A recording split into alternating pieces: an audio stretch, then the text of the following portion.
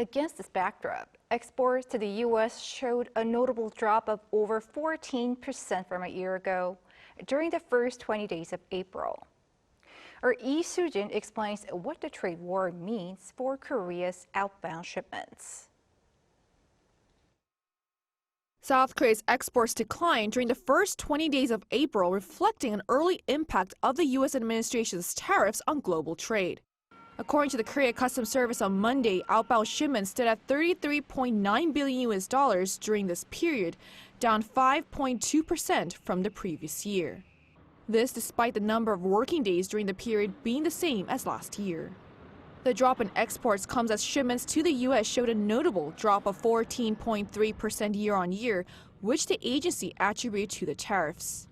The U.S. set a 25% reciprocal tariff rate on South Korea, but President Donald Trump announced a 90-day pause on its implementation earlier this month for most nations.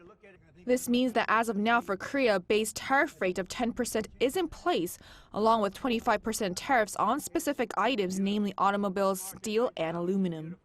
But with these tariffs already contributing to more than 5% year-on-year decline in exports during the first 20 days of April, concern is growing over a sharper downturn once the 90-day pause expires. During the 90-day pause, there's uncertainty on two fronts: how the U.S. will proceed and what kind of negotiations with South Korea will take place. But with base tariffs of 10% already in effect since April 6th, export figures aren't expected to improve anytime soon.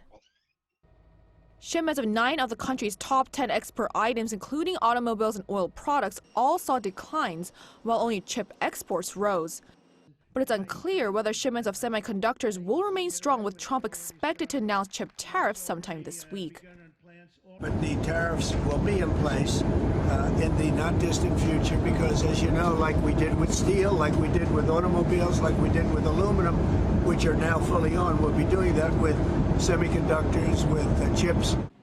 The same expert said that because uncertainty is a key factor in the upcoming trade talks with the U.S., South Korea should not rush to conclude negotiations, but instead focus on understanding Washington's intentions and demands. Lee Soo-jin, Arirang News.